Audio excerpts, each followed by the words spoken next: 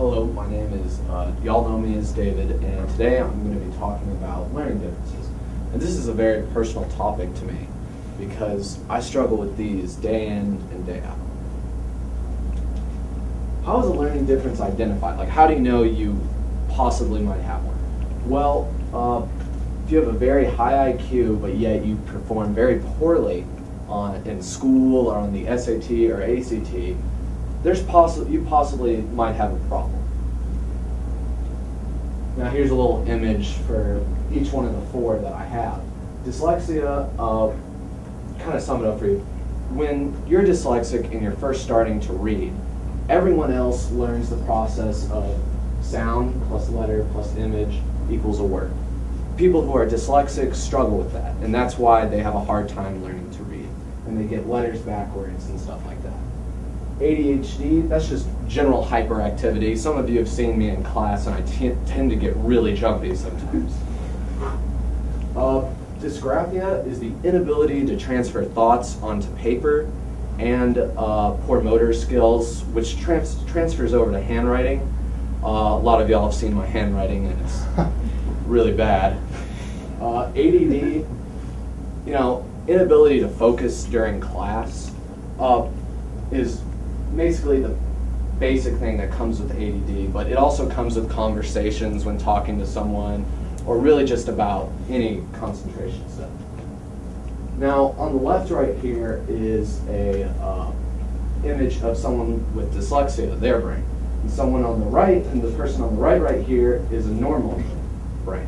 And on the dyslexic's brain, we use one large part, while someone who isn't dyslexic uses 4 smaller individual parts. So this proves that someone with dyslexia thinks completely differently than someone without it.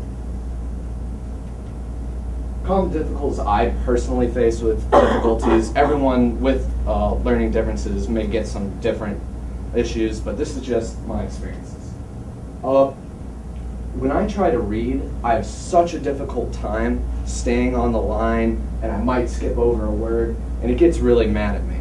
And I'll go through confusion, turmoil, and chaos while they're talking about dogs and cats. In math, what I noticed when I was younger, I could do mental math really well. But when I put it on paper, something would always go wrong. So 2 + 2 = 5. I knew the answer would be 4, but since I see so many numbers on the page, let's say the number of the problem, number 5 right there, I might accidentally just write 5. And that's really, for people who don't really understand dyslexia and math, that's really one of the main things you'll see.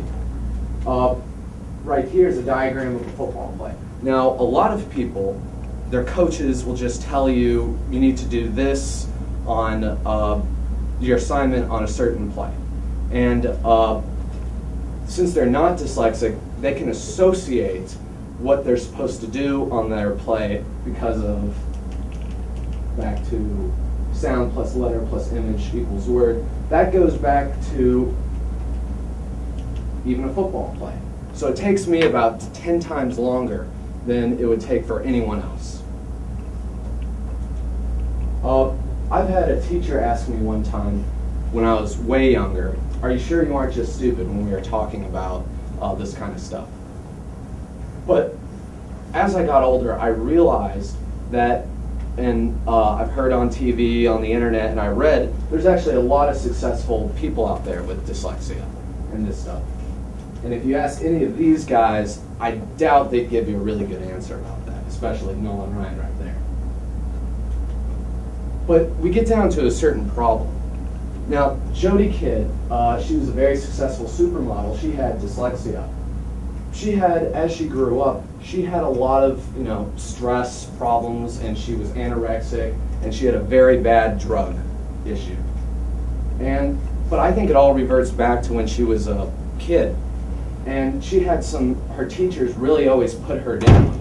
And she was quoted saying, I got used to being told off. If I wasn't told off every day and every lesson, I was in shock.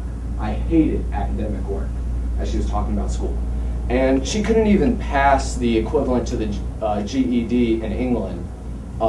She failed it 7 times. So I think if if she would have had better support when she was younger, she might not have been anorexic and had to deal with drugs. My 3 final points that all of you need to leave here and have for my talk to be successful and to feel like I did a good job would be, you need to recognize that people with learning differences can accomplish great things, like these guys. Now, second point, don't ridicule people with learning differences.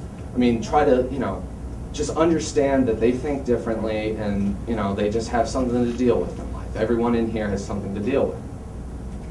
The third point, well, what can you do? You got to be patient with these people. Try to help them because they're actually people that can deal with a lot of, they can become very successful people. And just review, recognize that they can accomplish great things. Don't ridicule them and be patient with them and enable them to excel. Thank you.